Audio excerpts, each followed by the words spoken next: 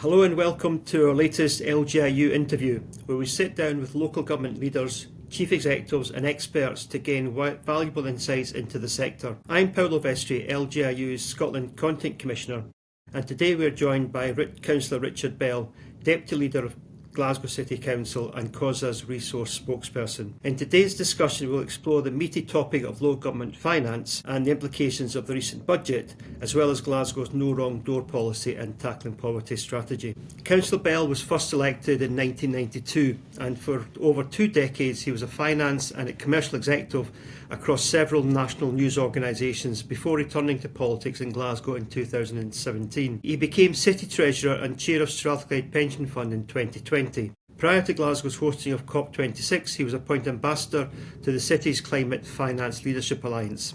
And following the 2022 local elections, he was appointed as Deputy Leader of Glasgow City Council whilst retaining his position as City Treasurer. More recently, in November of last year, Ricky was appointed to the role of COSLA Resources Spokesperson.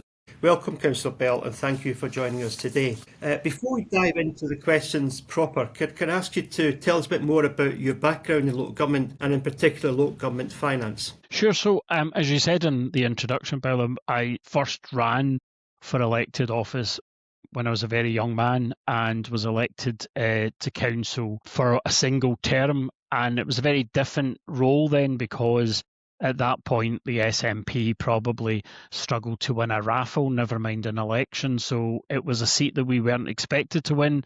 And there was 3 of us on a council of 30 councillors at the time. So we didn't make a huge amount of progress. I then went on and had my career in newspapers for many years, which I enjoyed considerably, and then was made redundant from that post and decided that I needed to do something else with my life. So my first venture was I opened a restaurant in Glasgow, business I'd never worked in before, business I had no background or ideas in, but and went into that. And then after a number of years, we sold the restaurant and I decided that this was an opportunity for me to give back to Glasgow. So I stood for election in 2017 in the Govan ward. I was born in Govan, although mostly raised in Shawlands, but wanted to give back to an area of the city that I felt needed most help and support. So I was very keen to do that. And then, as you say, I think it was 2 days after the pandemic started, the leader of the council asked me to take on the role of City Treasurer. And then after the last council elections, I was elected as the Deputy Leader. So it's been a very interesting journey. I think it's really good. And I try to encourage as many people with business backgrounds to come into local government, because I think, there is a real ability for people to bring that level of experience of running other organisations into local authorities to help improve what they've got to offer for the city. Okay, thanks very much. That's a really interesting background. And as a former resident of Kinning Park in Glasgow, you might have been my councillor, although I left quite a long time ago. But so I know that area quite well. Moving on to the first set of questions around about finance, and these are directed to you as your role as the COSLA Resources Spokesperson. Can you tell us about your key priorities or COSLA's key priorities for local government finance and resource allocation? So I suppose the priorities for COSLA in the short term was about getting a proper budget settlement from the Scottish Government. Now, we have run a campaign in advance of the budget asking the government to give us a significant amount of money we probably, to be fair, knew that the government were not going to be in a position to give. But I think at COSLA we thought it was really important that we highlighted where the difficulty is. So local government have seen 14 years of austerity budgets, and we are now at a very critical point where local government is really on its knees. Each year, councils are having to make fairly drastic budget cuts to their own budgets in order to try and get the budget balanced. And I think, and COSLA thinks, that we need to almost draw a line in the sand and say, do you know what, we need to have a more serious conversation. And hopefully, we're obviously coming up to Scottish Parliament elections. Hopefully, when the new government's in place, we can sit down with them and talk about how we properly fund local government, how we properly look at, local government touches more of people's life than any other sphere of government in this country. and the services that local government provides are the ones that people interact with most frequently. So we have to work out how can we find a better way of funding local government and be more practical about how we fund local government and probably a bit more honest about it. Thanks. Yeah, I think that's really interesting. I think that the last point you made there is really important. I think there definitely needs to be a real discussion about local government funding going forward, and I think we've not really had that for too long. So I think that honest discussion is going to be really important as we run into the election and obviously after this year's Scottish Parliament elections. Moving on.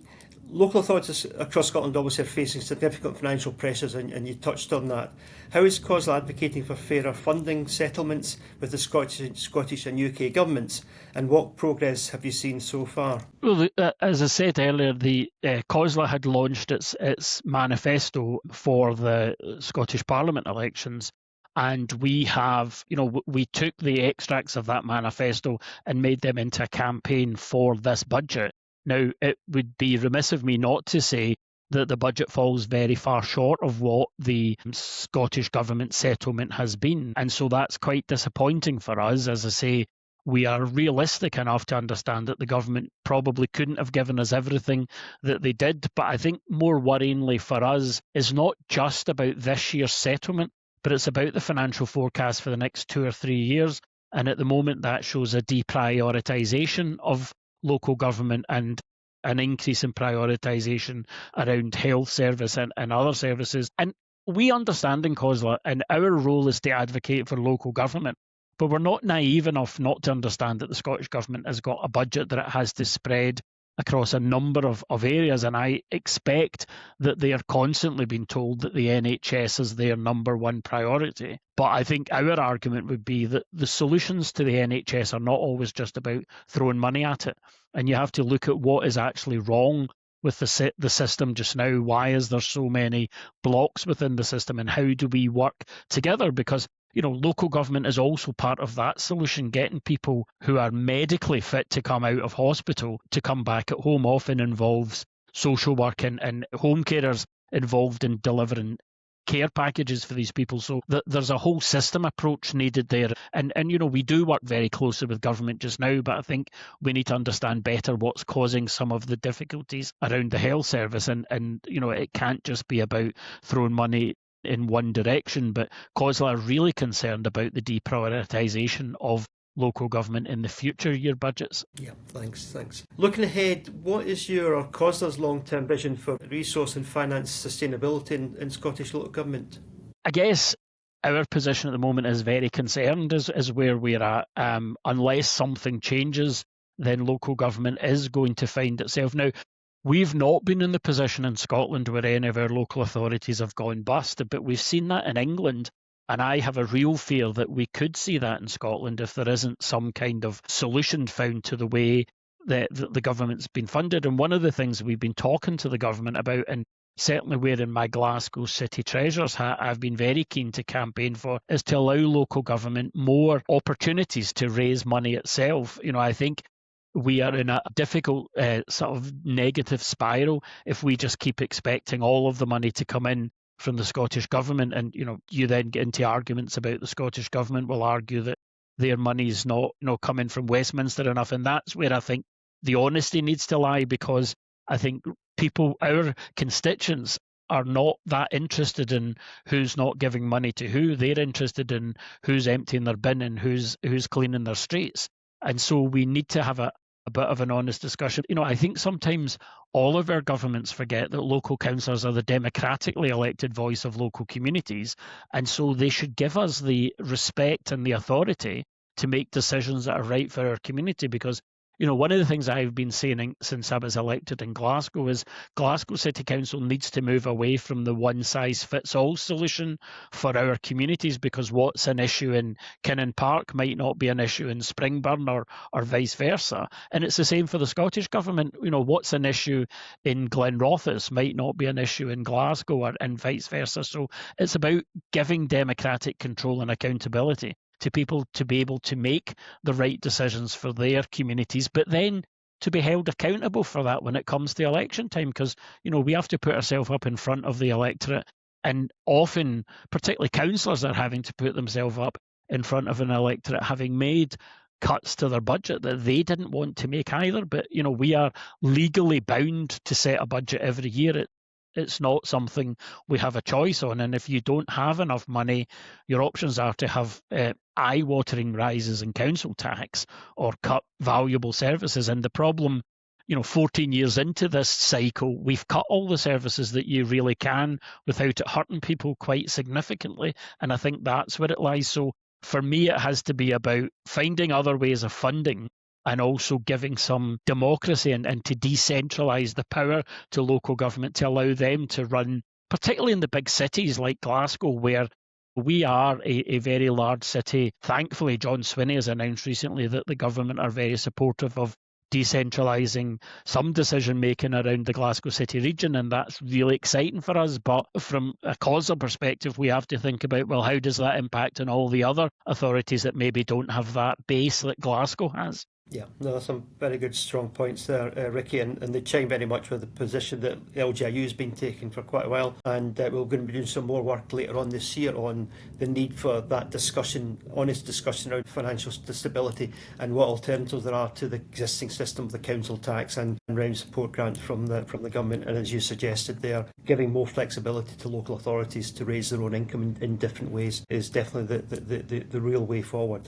Can we move on then to tackling child poverty in Glasgow, an issue which I know is dear to your heart, and tackling child poverty, as we know, is a priority for the Scottish Government, and the latest or the next version of the Tackling Child Poverty Delivery Plan will be announced by the Scottish Government sometime in March. Glasgow City Council has made tackling child poverty its northern start and is a child poverty pathfinder authority. Can you tell us more about this work in general and what lessons you've learned and how you see it progressing further? Yeah, so clearly child poverty is very close to my heart. I mean, I said earlier on, Paolo, that, I've been very lucky as a citizen of Glasgow. I've had a decent job. I've had a not bad income. I have had challenges and difficulties in my life like everybody else. But I think poverty is the scourge of our city. I think everybody should hold their head in shame that in this day and age, we still have people living in some of the conditions that I see my constituents and other citizens across the city. So since I took on this role, I've wanted to make child poverty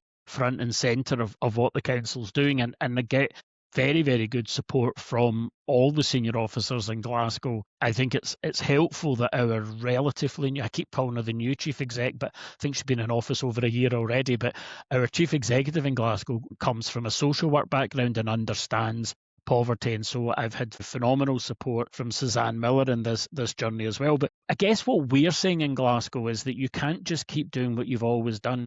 Glasgow spends a significant amount, we've just had a very interesting discussion about budgets.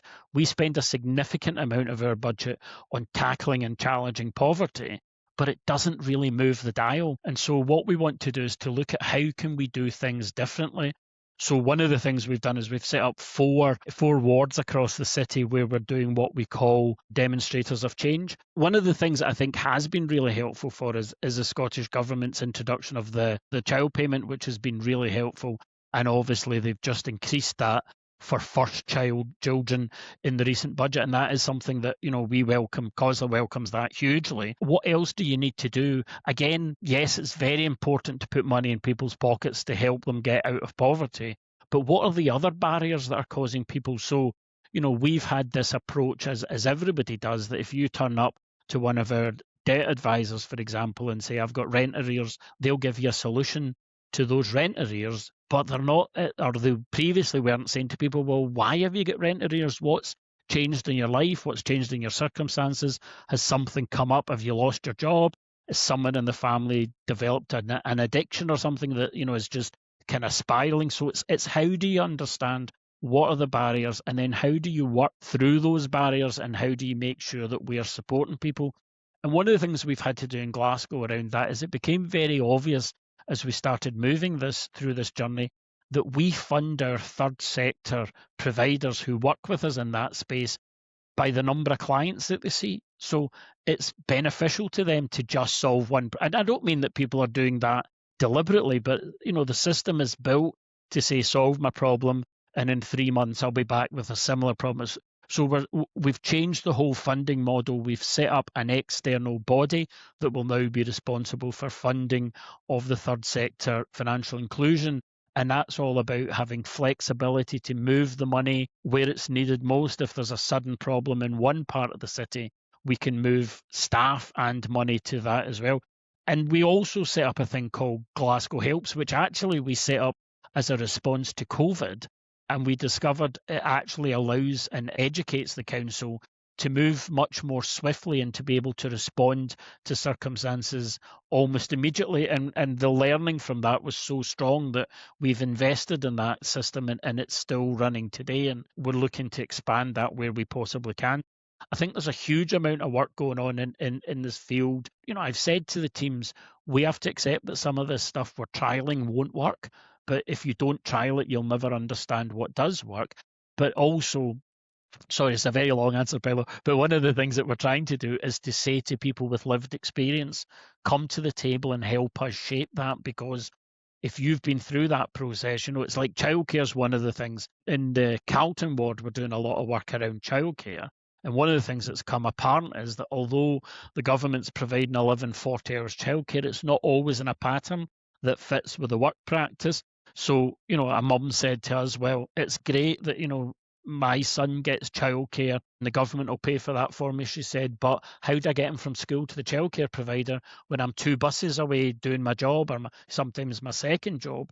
So we're working with one of the childcare providers in the Carlton who are going to school and collecting the young people from the school and taking them to the childcare facility, so that when mum finishes, or dad, or whoever the carer is, finishes their job, at 5, 6 o'clock at night and gets 2 buses back to the Carlton, we've got that young person and they're in a secure environment and they're well looked after. So there's a lot of that stuff going on as well, about trialling things and how do we help and support families. Yeah, that's really interesting. I think the point you made there about trying to identify the barriers and learning from people with lived experience is extremely important. And from my perspective, as somebody who worked at East Lothian Council and developed their anti-poverty strategy, the real concept needs to be about prevention intervention to break that cycle of poverty. Because you're right, it's just people get into that cycle, they get support, they maybe get the additional funding that they're getting through the Scottish Child Payment, but that doesn't really break the barriers that they've got, which drag them back into that poverty. So I think that approach you've identified, to me, seems the right way forward. One of the new initiatives I know that's very important in Glasgow is the no wrong door policy that you've got,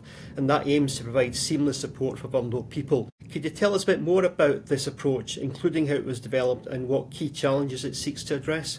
No Wrong Door sort of is an extension of the Glasgow Helps programmes, and it was something that we set up during COVID because, like everybody else, we weren't sure how we were going to continue to deliver our services that we would normally, be on the ground delivering in local communities or at people's front door to help and support them. And it's also one of the things that's very obvious, and I find this as a councillor, is that one of the biggest challenges people have is not knowing who to go to, or sometimes not even knowing that there is help out there for them. It's trying to break down the barriers so that there's one point of contact.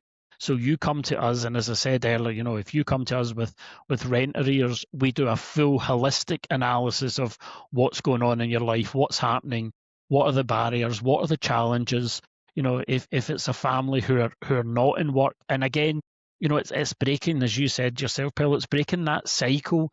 And I'm a great believer that, you can't be what you can't see. Giving one person in a family a job transforms sometimes that whole family, because everybody then sees the benefits of that person being, providing they're in decent paid work. That's very much about what we are trying to support, is to work with employers in the city and say to them, look, we as a council are struggling to recruit staff. We've got massive amount of vacancies across our council, and there's loads of people in the city who don't have a job.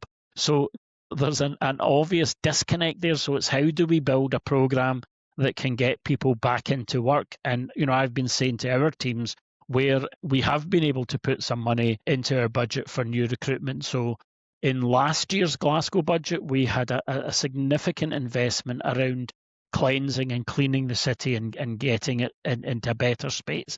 But we were very specific about trying to support people who maybe hadn't been in work for a while, and we did a number of job fairs, and we went out to other organisations that work with, one parent family, those types of organisations, and tried to get people into those jobs that seemed to me to be an obvious thing. If we can get the city looking better and cleaner and people feeling that their city looks a bit better, but at the same time we're supporting families who've maybe had a history or a longer period of time in poverty. But also it's getting away from that, view that says, oh, people that aren't working are just lazy, and then it's understanding what are the real barriers to that. And, often it's childcare, often it's disabilities, that there are loads of families that we deal with who have a fairly severely disabled young person. And that means that either one or other of the parents has to be at home with that young person almost all the time. And that has a real difficulty about being able to support that person into work. So what else can you do to try and support those families? It's back to what I said earlier. It's that moving away from one size should fit all and saying to people, there's a job, why are you not in it? So, what are the barriers to that? What's stopping that? Is it childcare? One of the other things that's come out really interesting in Carlton is that as a city, we spend a lot of money on English as a first language because we've got a very diverse population in Glasgow. But what we discovered is that we're training people for conversational English, and it's not helping them for doing job interviews. And so we're, through one of our college partnerships, we're supporting people to do English as a second language, to be able to support you to apply for jobs and to do interviews and all of that stuff. And that was something that we'd never thought of. We thought, we're doing fine. There's loads of ESOL on the ground across Glasgow. Everybody that wants that service should be able to get it. And then you discover, but it's not actually teaching me what I need to know. And again, that goes back to bringing those people to the table and saying to them, what else can we do to help you? That's really interesting. Can you explain how the No Wrong Door policy has been delivered on the ground in Glasgow? Which organisations are involved beyond just the council? And can you give us some examples of early outcomes or successes? Like all local authorities, we are massively reliant on our third sector partners. So we've brought all of those partners to the table so that we can work together.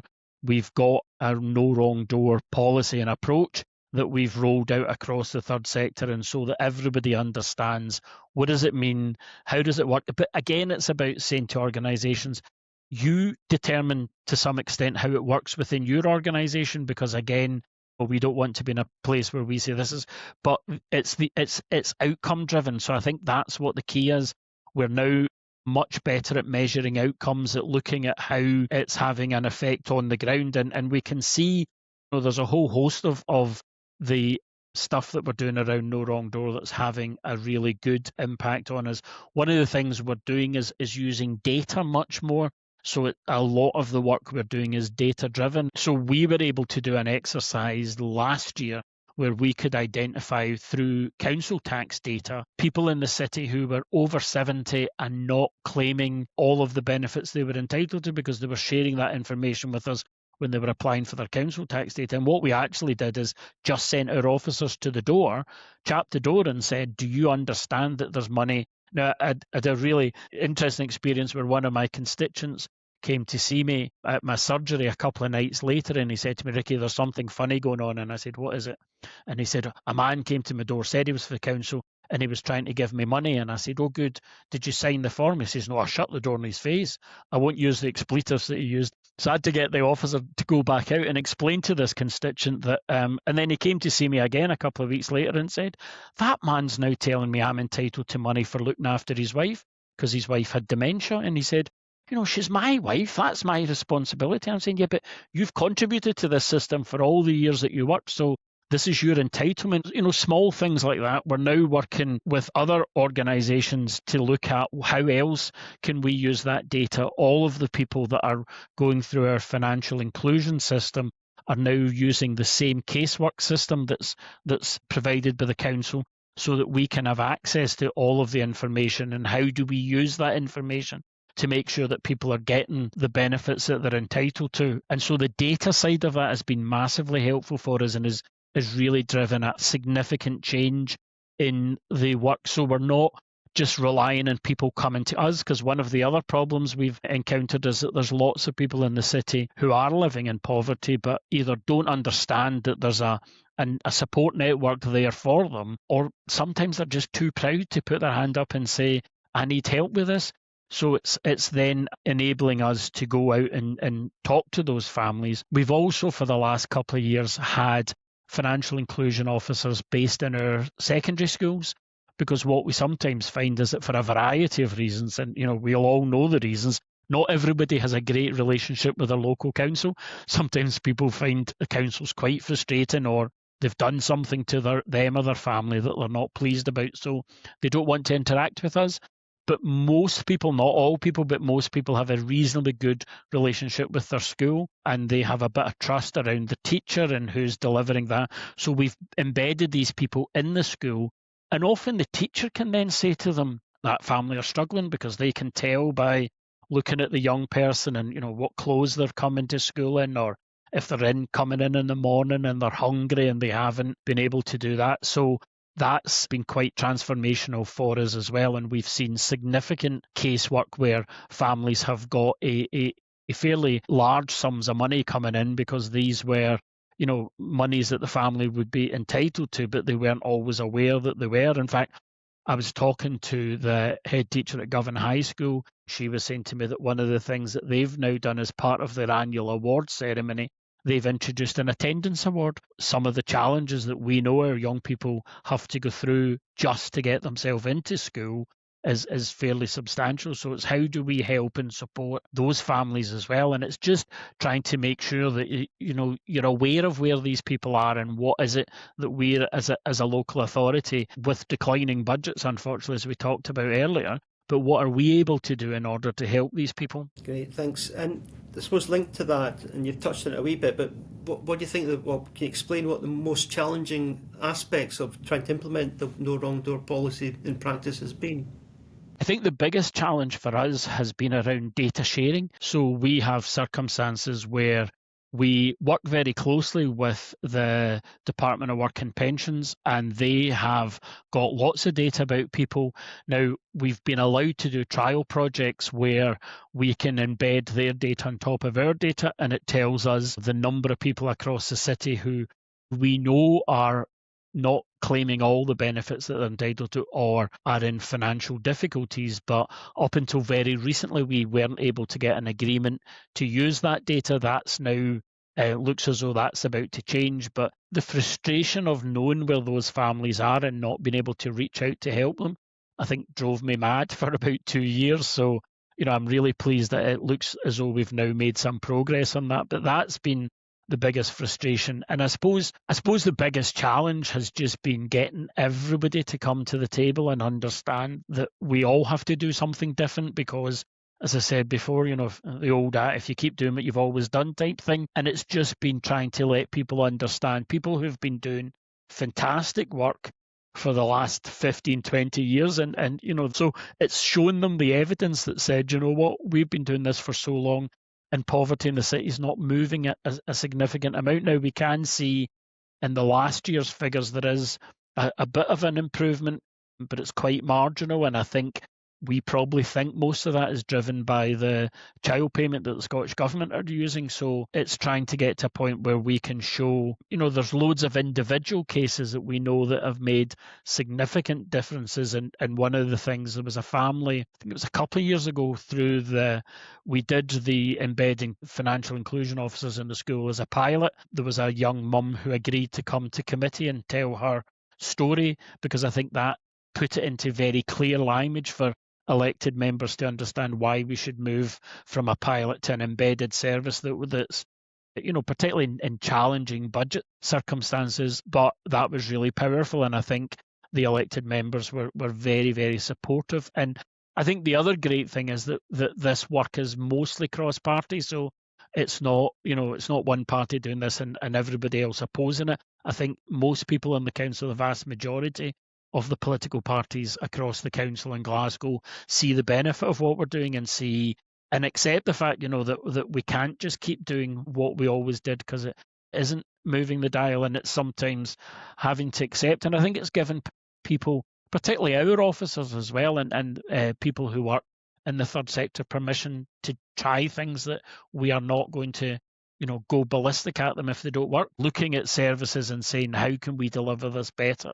And I think that's been both the biggest challenge, but also in some ways the biggest success for us. Thanks. Yeah, you also touched very heavily on the role of the voluntary sector and voluntary organisations supporting the wrongdoer policy. Can you explain maybe how some of the other public sector organisations like the police, the health service and housing organisations are involved in No Wrong Door and working effectively with the council, and where there might be room for improvement? So, well, I suppose I'll answer the last bit first. I'm a great believer there's always room for improvement. You have to keep pushing that all the time. I would never get to a stage where I thought, right, that's us, we're doing everything we can possibly do. It's sometimes about sitting down and saying, well, what else could we be doing? How can we make this better or move this forward quicker? Or, I always think we need to constantly challenge ourselves and our third sector partners. But I think the partnership's working really well. I mean, I'm really pleased. We have a number of sessions where all the partners come into council and we talk about what else can we do, what's worked well for us. We showcase some things that have gone really well for us so that we can understand how that works. And both the third sector and, as you say, police and particularly our housing providers. So you'll be aware that Glasgow is not a housing provider. We don't have any homes at all. So we rely entirely on the housing associations across the city to provide homes for Glaswegians, and we work very closely with them, and a lot of the housing associations now provide additional services in financial advice services and welfare rights services. So we work very closely with them around how we can deliver the No Wrong Door approach. And so far, I don't think there's any organisation in the city that said we don't want to be part of this. I think most of them see it as quite an exciting project because it is trialling new things, but in a slightly different environment where, as I say, failure is allowed. Hopefully not too often, but failure is allowed. And sometimes people are saying to us, we've said this for years that we should be doing this way, and nobody ever listens. And I think that's the responsibility that I have and the council has, is that there is no point in doing this and asking people to come to the table if we are not prepared to change our ways and our thinking as well. So sometimes that's quite challenging for people who've worked for the council or worked in these services for many, many years. And I've obviously done great work over the years. But as I say, there comes a point when you have to say, well, we are helping people, but we're not changing their life for them. So, and I think, for me, that's what this is about. It's about making as many Glaswegians' lives better as we possibly can. And, I always say that poverty is a political decision. Governments make decisions to allow people in their country to live in poverty, and I find that totally unacceptable. So while I can't change governments, I can lobby and try and change their mind. But I want us to be doing as many practical things on the ground here in Glasgow as we can to try and get that in a better place so that everybody gets a better life. No, I think that's a really important point, and we talk a lot in local government about transformation, but I think transforming people's lives is really what's the key, really, rather than just transforming council services, transforming people's lives, and you've outlined that very clearly. Looking ahead somewhat, then, what role do you see local authorities playing in tackling poverty and inequality over the next decade, and what more do you think they can do? I think that takes us back to the budget question. There's lots more we can do, but it's where you find the resource to do it. And obviously, I'm not advocating that, and I've said this earlier on in the interview, Paolo, I'm not advocating that the answer to everything is just throw money at it. It's about understanding what are people's barriers and what are causing those barriers, and how do we work with those individual families. Now, if we had more money and bigger teams and more people on the ground to be able to do that, you could almost do an individual family's solution and a plan, and that's where we'd like to get to, where each family in the city has their own plan about how we help and support them. Because there are some families some people are in poverty because they've had one bit of bad luck and it's been recently, maybe you've lost a job or something like that. And those are people we can support quite quickly and back into. But there's other families who are generationally in poverty. And as I say, it's that thing, if you don't, if people don't see other members of the family getting up in the morning and going to work and coming home and all the challenges that creates, then they don't understand often that that's something that's an opportunity for them as a young person. So it's how do we change that whole culture where people understand that there are jobs, and we need to make sure that the pipeline of jobs remains. We're in a space at the moment where there's a lot of people who are looking for people to come into employment, but we have been in spaces where employment's been hard to come by. So it's how you develop the solution that can cope with both of those. But how do we work with families to say, this is the best outcome for your family, and so what is it you need help and support? So I don't see a time when local authorities aren't playing a significant role. I'd love to say to you, in 10 years' time, I think we'll shut all these services down because nobody will be in poverty. But unfortunately, I don't think that's likely to happen. But, it is very much, as we said earlier, it's about moving from the entirely reliant on supporting people who are in poverty to going back up the pipeline and saying, what's the causes of this and what's the intervention? So the 4 demonstrators of change that I talked about earlier, one of them that we're doing is about working with families who've just fallen into poverty, or are in, because the other thing that I think a lot of people don't understand is that, and I don't mean that to be patronising, I didn't understand most of this until I started this role, but there are loads of families who are just in poverty, but then there are families who are really, really deeply in poverty. And so it's how do you support those as well as the really deeply in poverty people? It's how do you support the people that have just come into poverty or are even on the cusp of falling into poverty? Breaking and out And what of can you poverty. do? Exactly. And it's about trying to support them to get to a situation where we can prevent more people going into poverty as well as bringing people that are already in back out again. Yeah, no, that's really important, and increasingly we know there's a lot of people who are in work who are in poverty, which is something that's even more crucial now than it used to be, I think. Absolutely, and you can see that. I sometimes on my way home at night will pass the pantry in my ward, and you see people in the queue for pantry who have clearly, by what they're wearing, they've just come off their shift or they've just come from their office or whatever. People who were never having to worry about. They had a job, so they thought therefore they didn't need to worry about how they were paying their bills or feeding their family, and those people are now unfortunately in that situation as well. Moving on to the final question, Ricky, as we approach the 2026 Holyrood elections, what would you most want national decision makers to understand about the pressures councils are under and the choices facing local government in the years ahead? I guess the pressures are financial. We need a proper funding settlement. I suspect there isn't enough time to sort that between now and the election, but hopefully a new government coming in. And if some of those decisions are difficult for governments to make, the time to make them is when you're furthest away from your next election. So I would encourage whoever's in government in Edinburgh after May to start that process right away so we can make changes to things like the council tax and how local government's funded. And in terms of structures, I think it is about giving more power to councils for them to not just raise their own funds, but to be able to do a lot more of the stuff that we are doing. As I said earlier, we had a long battle around GDPR and the ability to use data. That's just nonsense. If we've got the data and we can see where those people are, why on earth are we not out there champing their doors saying, we're here to help you? So I think those are the kind of things that I would say decentralise power to local government to allow us to keep doing the really good stuff we're doing in this space and give us the money that enables us to be able to provide those services. Because tragically, we are at the stage now where, I've got to find a way of making Glasgow's budget balance by the 24th of February. And the last thing I want to do is touch all of these services that we've just talked about today. And also, as I said earlier, we've put significant investment cleaning Glasgow up last year. I certainly don't want to be forced to take that back out again this year. So those are some of the challenges that we have. But if we had a better settlement for local government financially and improved powers, I think we'd be in a much better space. Thanks very much, and good luck with setting your council budget in the next few weeks. Councillor Bell, thank you so much for your time today and sharing your experience and insights with LGIU. Thank you everyone for listening, and stay tuned for more LGIU interviews. Thank you.